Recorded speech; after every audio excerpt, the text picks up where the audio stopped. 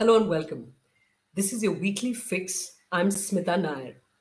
Following the arrest of fact checker and Alt News co founder Mohammed Zubair, a team of the Delhi police flew Zubair to his Bengaluru home to recover his electronic devices as part of the investigation.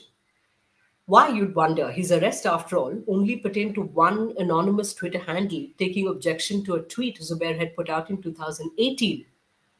Is this, as Zubair's lawyer Vrinda Grover argued, an attempt to conduct a fishing inquiry beyond the scope of the present case? It's also pertinent to note Zubair is a journalist and his electronic devices could likely have contained sensitive material related to his work. In December 2020, the Delhi police carried out a raid at the office of Advocate Mahmood Pracha for 15 hours. Pracha had been representing some of the accused in the Delhi riots case. The Supreme Court Bar Association had then condemned that raid and questioned the grant of a search warrant by the magistrate.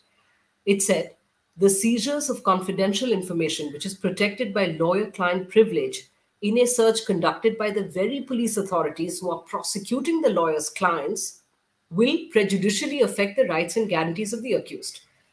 Then there were multiple cases of WhatsApp chats of individuals being accessed by the police and released to the media, Deepika Padukone, Aryan Khan, etc. There have also been reports of the Hyderabad police stopping motorists and compelling them to part with their biometrics, unlocking their devices, reading their personal communication. Does the law really provide the police with unfettered access to our electronic devices? The most egregious of cases, of course, is the Bhima Koregaon case, where independent digital forensics firms have found evidence that the Pune police planted those so-called incriminating letters on the devices of some of the accused. These letters, you would know, form the basis of the police case. We're joined by senior advocate Rebecca John. Ms. John, of course, is a veteran of criminal law. She's here to help us understand the legal framework regulating the search, seizure, and admissibility of evidence, particularly digital evidence, in India. Thanks so much for agreeing to this conversation, ma'am. Thank you. Thank you, Smita. Right. I'm going to begin with the broad question on search, seizure, and admissibility.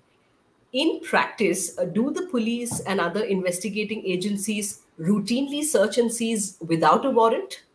Are search warrants issued by our magistrates clearly worded to limit the scope of the police's search and seizure? And the question that follows, if evidence is gathered by violating the scope of the permitted search, is the evidence thrown out by the courts for violating due process, or does it continue to be admissible? So these are multiple questions of great importance. The police does have the power to search.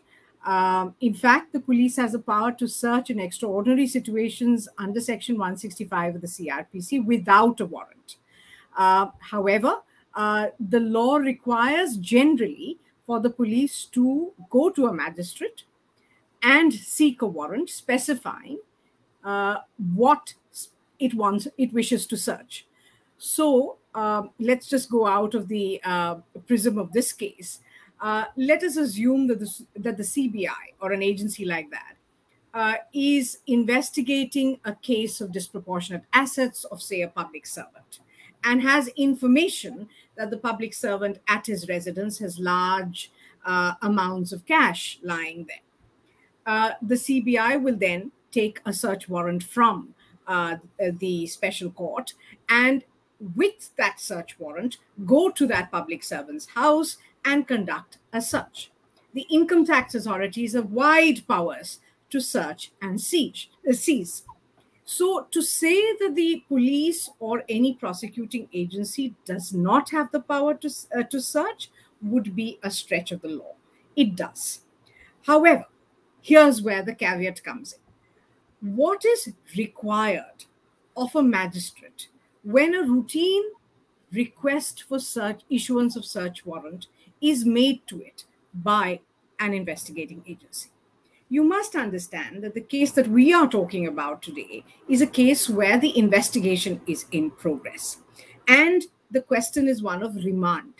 The police sought additional days remand, police custody remand, on the ground that they wish to seize certain electronic items from the residence of this gentleman, and because that was material evidence for purposes of their case. I would have imagined that the fundamental question the magistrate would ask in such a case is, here's a tweet. The man is not denying the tweet. Why do you need the instrument? Assuming, now, so I can tweet from anywhere. I can tweet from my phone. I can tweet from my laptop. I can do whatever. I can tweet from from any electronic device. You don't need the instrument for purposes of corroborating the fact that this tweet was sent out, particularly when the accused is admitting that he had tweeted that particular tweet. In any case, Twitter is the platform that the police should go to for purposes of verifying whether or not this tweet was tweeted by the gentleman in question. So clearly, there is no nexus between the attempted seizure of the electronic device and the offense that the police is seeking to investigate. So that is really where I believe the order was erroneous. Because the fundamental question was not asked, what is the connection? Now, I'll explain in cases where that connection can be drawn. Imagine or assume that a grievous crime has been committed, say a murder. The police has the suspect in custody. The police needs to recover the murder weapon. And only the accused can lead the police to the place where the murder weapon has been hidden or kept clandestine. In such a situation, since the murder weapon is critical for the police to prove the offense, they would be well within their rights to conduct that search and seizure. They do not even need permission from the magistrate to do so. So the search and seizure must therefore have a link with the offense that you are investigating. If there is no link, as in this case, then you will be open to the charge, as argued by counsel for the accused, that what you are doing is a fishing and roving inquiry. You are not really interested in investigating the offense for which you have kept him in custody. You are looking for other materials to implicate him. Right. Now, Mr. Bekajon, something that would sort of bolster the argument that Vrinda Grover was making about this being a sort of a fishing expedition is something that was rather sort of ominously cited by the Solicitor General in court a day after his electronic devices were seized. I'm just going to read from what he said. He was, of course, for viewers who are not familiar with what transpired in court, the Solicitor General Tushar Mehta was appearing for the Delhi police in the Delhi High Court. He said that the filing of the FIR against Zubair was only the initiation of proceedings. The investigating authority may receive several other documents or material or evidence which may show that no offense or very serious offense is made out, which might not be in the FIR. Now, my question is, how could this be allowed? Because shouldn't the Delhi police at the stage of seeking this search warrant, you have already sort of answered that partially, even so, have been asked to show probable cause? Isn't there something called a doctrine of proportionality when you Absolutely. How does this happen? Absolutely. So I was not present in court when this was argued. I assume this is what was argued, but I'll make a fundamental distinction between what was sought to be argued and the facts of this case. So you arrest a person. If you are not entirely sure what the material against that person is, why have you effected an arrest? You effect an arrest only after you collect unimpeachable material of whatever kind. I agree with the Solicitor General that the FIR is not an encyclopedia of all offenses. And sometimes, as you investigate, you stumble upon offenses that you were not aware of or you were partially aware of at the time of registration of the FIR. That's a perfectly valid legal argument. But my response to this is this, that the power of arrest is so casually exercised in India today, and I say this with a sense of deep responsibility and sadness, because I have practiced this area of law for the last 35 years. You do not arrest a person if you do not have unimpeachable evidence, at least to give rise to grave suspicion that he has committed a crime. You can bolster the evidence as you go along while you conduct investigation. But you don't start with no evidence and say, after we arrest him, we'll collect the evidence. That's not the way in which the law should function.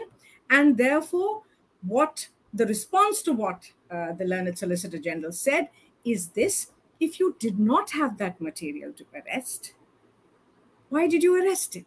And since he was already in your custody in another case, he had come pursuant to summons issued by the same Delhi police to participate in the investigations of another case where he was protected by an order of the Delhi High Court, why could you have not given him a notice under Section 91 of the CRPC, which is a notice in aid of precisely this kind of investigation?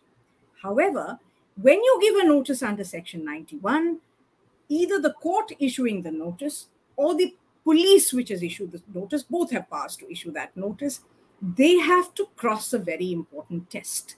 And that test is enshrined in the section itself. And that is one of necessity and desirability.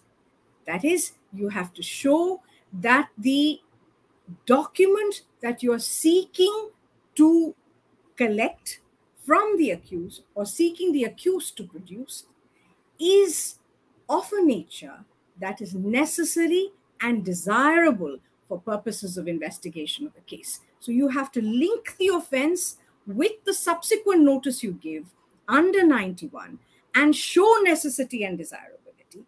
And that's where this whole jurisprudence of fishing and roving inquiry has developed over the last 60 years in our country, where courts have repeatedly said that you will not issue 91 notices unless there is a direct nexus with the crime committed. You will not issue 91 notices without satisfying the court that this 91 notice is necessary and desirable for purposes of conducting this investigation, and that necessity and desirability is not a fishing and roving expedition. These are words of courts. These are words from judgments. This is our jurisprudence. So it appears that the process has been reversed. You have arrested the individual. You have not first sought materials that may have been relevant for purposes of investigation. He could have produced the same laptop voluntarily, or he could have challenged your 91 notice. You didn't allow him to do any of those things. Instead, you arrested him, and after arresting him, it's actually an admission that you have no case against him.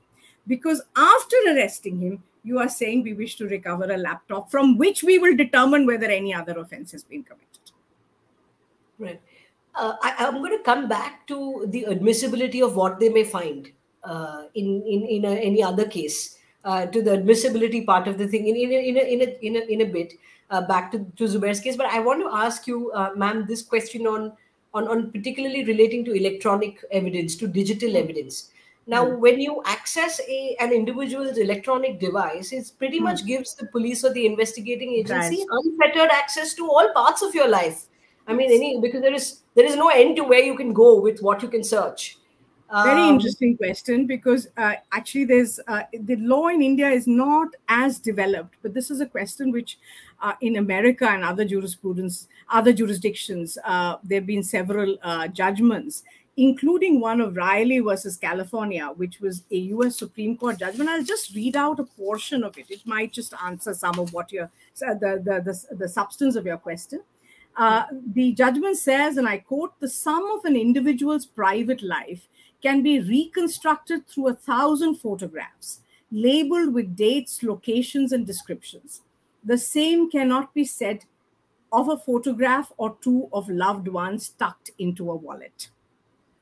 And then they go on to say, allowing the police to scrutinize such records on a routine basis is quite different from allowing them to search a personal item or two in the occasional case.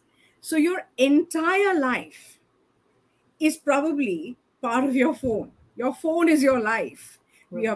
You have personal things like your personal family photographs. You have stuff that you write for purposes of remembering something. You have messages of an intimate nature, many, many things. Your entire life is part of these electronic devices.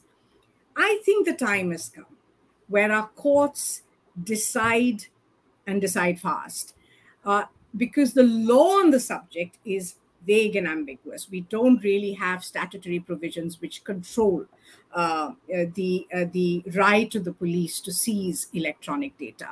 And it's kind of considered commonplace here. We've arrested somebody, we want this data, we will get it.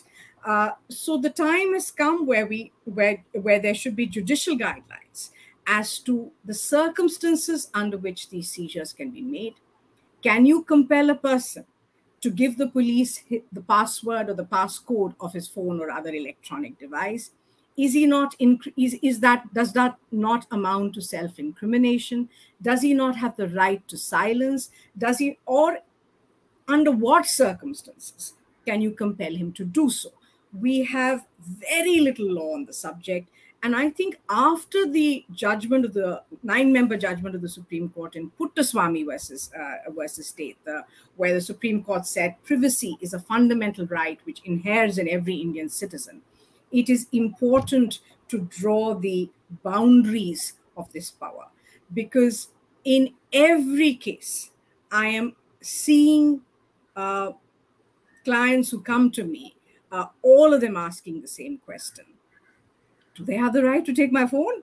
How will I survive without a phone if they take my phone? There's nothing in it, but they're taking my phone. Or do they have a right to seize my computers? If they seize my computers, when will they return it back to me? There's stuff in it which is unrelated to the crime, but I don't want them to see it. So I think it's time. It's time that our courts came down heavily on this practice. I'll give you another example, Smita, if you permit me to do so. Yes. This is the case of an accused person who's saying his rights are compromised because you are walking into my house, taking away my computers, my personal electronic devices. Imagine it from the point of view of a complainant, say a rape survivor. This is again very routine, and the police does this mindlessly.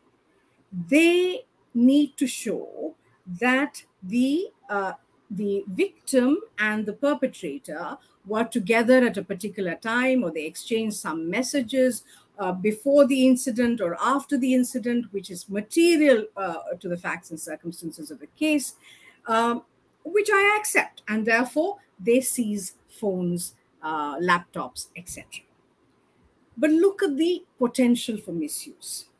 In case after case after case, I've had rape survivors come to me and say, we have no problems if the police was to demarcate the exact segment they want to be made public, say 3 days before the incident, 5 days after the incident.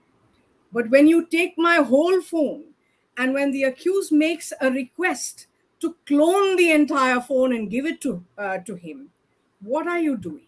You are exposing me to the most vicious cross-examination in court over incidents, relationships, and other things that have no bearing on the facts of this case, which relate to years before the crime was committed.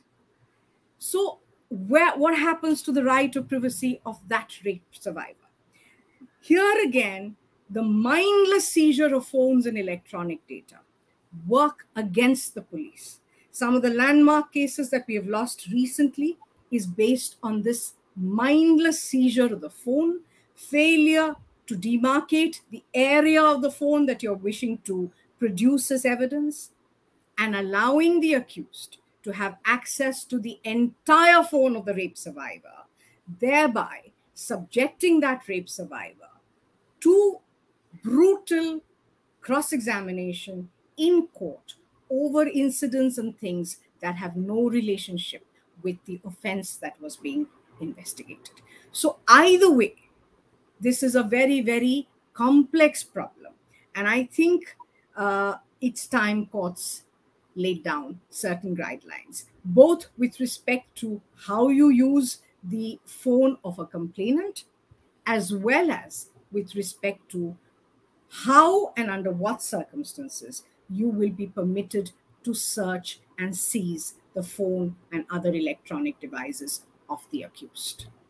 Right. You've painted a very vivid picture. Now I'm getting a better understanding of how this sort of works. But apologize for going back to the search warrant once again, because it's been sort of playing on my mind. So it's not mandatory for the magistrate to issue a search warrant because an investigating agency necessarily asked for it, is it? It's a discretionary power. Is that what? That's one question I have. The other is, in case of digital evidence, is there no sort of guideline that has emerged over the years, detailing what is the process of this search and seizure of digital evidence, for how much time you are allowed to access a particular device? There should be video recording of the search and seizure. Even the reference that we often hear, particularly in high-profile cases like the Zubair case, also, where we heard Counsel Brinda Grover say that the hash value of the electronic devices were not provided to them, and there was no cloning done of the of the devices that were seized. For viewers who are unfamiliar with these two terms in particular, could you explain these? And also the question about why can't there be more application of mind when a search warrant is issued, and why can't they sort of detail what you're allowed to access and what you aren't? Smita, I think somewhere we have lost we've lost some of our values, some of our constitutional values. I think magistrates who are really the first line of defense, as far as an accused person is concerned, he's produced before a magistrate. He expects the magistrate to protect his rights without the magistrate not giving, the magistrate has full right to allow the investigation to progress in a fair and free manner. And I'm not saying that the magistrate must do things which will obstruct the investigation, not at all. What I'm saying is there must be a balance. And every magistrate must be mindful of abuse. Every magistrate must insist on certain basic safeguards. So when the request was made to go to Bangalore and seize his laptop, I would have expected the magistrate to ask the question, why do you need his laptop? One, assuming that it is of some critical importance in this case, and it is possible it is, then the magistrate should have laid down, okay, you may do so, but in the presence of such persons, when you open the device, you will note down the hash value so that there is absolutely no allegation which is made against you of tampering. You will give a cloned copy of the entire device based on that hash value to the accused person so that he is satisfied that no tampering or no superimposition has been made with his device. These are safeguards. In the end, what are you doing? You're upholding the integrity of the investigation. I don't think investigating agencies should resist this, because when you do all of this, actually, the accused will not be able to say later on that he or she was subjected to an unfair, false, fabricated investigation. You are upholding the integrity of the process. And when you uphold the integrity of the process, so when there were no electronic devices back in the day, all our high court rules and orders by which proceedings are conducted in a state clearly say that the case diaries must be seen by the magistrate, and the magistrate must countersign them so that there is no insertion post facto.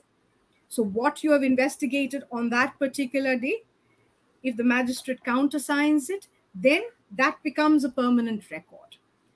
I don't see magistrates actually insisting that case diaries be produced before them and they sign it. Now, I also don't see defense counsels insisting that this is done. So there is generally a very casual and lackadaisical attitude once somebody is arrested, and a lot of leeway is given to investigating agencies without parallel protections given to an accused person. In a given case, it is possible that the investigating agency is investigating a very, very complex crime. And it is possible that all of this evidence is required by them. I don't deny that for a minute. But when you have the power to do something, do it the right way. And that's also the law. The Supreme Court has said this time and again. When you have the power, exercise that power in the right way. And that's all we seek from our subordinate judiciary, that when these requests are made, firstly, examine whether the request is outrageous or not. Secondly, if you believe that you must accede to the request, ensure that every possible protection that the accused wishes to have, and some more, must be given in writing so that there is no occasion to later on allege that the evidence was corrupted. Right. I don't know how familiar you are, ma'am, with what the Hyderabad police seem to be doing for a couple of months. I'm sure you've come across the news reports. I've read it.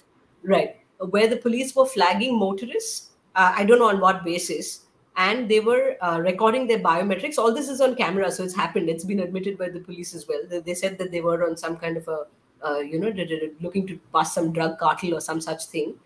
They were recording biometrics. They were asking the motorists, whoever they flagged down, to open their phones, and they were reading through their personal communication. Now, I have never heard of such a thing before. I'm sure it happens elsewhere, but it is at least not come. It is not sort of come into. It's not been part of public discourse yet because it's not been reported as much as the Hyderabad instance has been. How come the Hyderabad police had? I mean, who do they answer to? I mean, who takes note of a very, in your face sort of violation of the fundamental right to privacy, and I'm sure many other rights as well? Clearly, no one, and no one has questioned them, and so they get away with it. In the ADM Jabalpur case and the iconic dissent of Justice H.R. Khanna, one of the phrases that stand out to me when I read that, when I read his dissenting judgment, and I often repeat this in my own office, is when he said that the defense of personal liberty is the defense of procedure. So when you will, if you bypass procedural law, and people think procedural law is a pain, it is not. It's actually important to ensure that the rights of citizens are protected. So when I don't know under what power, there must be a power for you to stop a motorist, ask him for his phone, go through his messages. Where does that power come from? Under any union law or under state law, I am unaware of that power. If you feel that a particular motorist is guilty of some offense, then there is a procedure. You follow that procedure. But you can't generally stop motorists and ask them to open up their phones and go through their private chats. But clearly, when courts don't come down heavily on investigating agencies, you have these instances where I say, again with respect, investigating agencies turning rogue. It is the job of the court to stop it. So I don't know whether any proceedings are pending in the Telangana High Court or not over this issue. So I wouldn't like to comment on it. But I would imagine this is just the kind of case that where a court should take suo motu notice and ask the police, under which provision of law and under what act have you got this power to randomly stop motorists and ask them to submit their mobile phones to you for inspection. All of this comes because I think we have steadily ignored the price that individuals pay when we don't adhere to procedure and when we don't adhere to the rule of law. I think at some point, our courts have to get more proactive and insist that the law is not just for the police agencies, the law is for the citizen. And the citizen is above all else. The Constitution protects the citizen. even if he or she is an erring citizen, it is important that you follow the law, because if you don't follow the law in one case, it could lead to a travesty in another case. Right. I know we're sort of running out of time, but two final questions, Rebecca, John. One more in the form of a clarification, and the final one is about the Bhima Koregaon case. The clarification is with, because we've sort of people who've grown up watching American police procedurals, and you often hear this, that if evidence has been gathered in violation of due process, the judge says mistrial. So, Fruits of for a the poisonous longest tree. time, right? For Fruits the of, longest yeah, it's called the doctrine of fruits of a poisonous tree. tree, correct. Unfortunately, that is not the law in India. We differ from that. Many of us have long fought that we should have that as part of Indian jurisprudence. In India, even if something is illegally obtained, it doesn't necessarily lead to its inadmissibility in court. A court may frown upon it, a court may pass strictures, but a court can still rely upon that evidence. So that doctrine needs to come to be part of our jurisprudence as well, and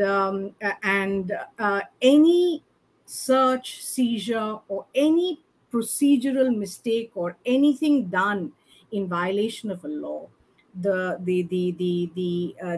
it must have a direct and proportionate impact on its evidentiary value while they produce it in court, and it must be struck down. In America, it can lead to a mistrial.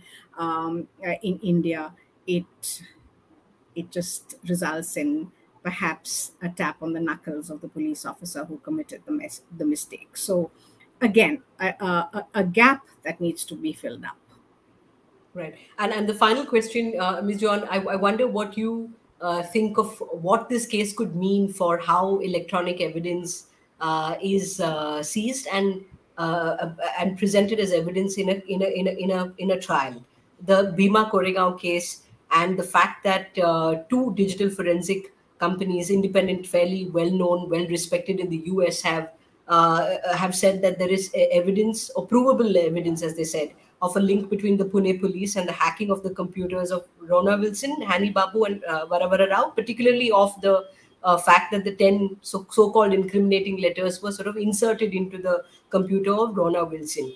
I know the matter is pending before court. We've had a couple of judges recuse from the matter, and therefore that case hasn't been heard yet. The part of this, the application of Rona Wilson referring to him being sort of falsely implicated by the police, as evidenced in this report of the forensic firm. What do you think, if this case were to be decided, what will this mean for how electronic evidence is appreciated in a court of law in trial, and the fact that the integrity of that evidence could be violated? Right. So I'm also a little, I may not be able to talk too much about the matter because I will be appearing in the Supreme Court for one of the accused very soon. So I won't go into the specifics of this case. It would be improper on my part to do so. But generally speaking, if you have hypothetically a case where it is proven that the electronic evidence was corrupted and it was inserted in a malified manner, it is, you see, if you go by the trial process in India, then you'll have to, it's all a matter of proof. People will have to produce evidence. It takes a while. It doesn't result in an immediate dismissal of the case. But when you have extraordinary evidence which suggests that there has been tampering, then it is the duty of constitutional courts to step in, not the trial court, because the trial court has to follow the procedure as given under the Code of Criminal Procedure Code. There is a trial procedure, and how it may be difficult for a trial judge, a special judge or a magistrate, to bypass that procedure because he doesn't have any extraordinary powers. Extraordinary powers are available to constitutional courts. So either the High Court or the Supreme Court must take note of this. I would say in a country where trials take 20 years, 15 years, at the very least, because of this kind of evidence, courts should come to the prima facie finding that the accused are entitled to bail, at the very least. I know the threshold is low, but really, there is nothing stopping constitutional courts from examining this kind of evidence, from conducting an inquiry, from perhaps putting together a commission of inquiry. Don't forget, in this country itself, just a few weeks ago, we had the Justice Sirpurkar Commission of Inquiry, which completely nullified the case that the Telangana police put forward when they shot dead 4 accused persons on the ground that they were trying to escape while investigating another horrific crime. And the Commission of Inquiry came to the conclusion that a case of murder has to be registered against those erring police officers. So I would say when you have material of this kind, it may be true, it may be false, I do not know. But at the very least, the High Court can appoint a commission of inquiry to go into the circumstances under which such material found way in the records of the court, and whether the counter material which says that all of this is inserted, whether any credibility can be attached to that or not, so that both sides are satisfied. And in the past, when we've had commissions of inquiry, the most recent being the Telangana Commission of Inquiry, we've come to very strong, definitive conclusions. So it is possible. We just need to be a little open in the way we think and creative in the way we assess these cases. And at the very least, we must consider that liberty of citizens are at stake. And as I said earlier, nothing is more important in a democracy than liberty of its own citizens. All right. Rebecca John, this has been an education. Thank you for your time and for your insights. Thank you so much, Smita. Thank you.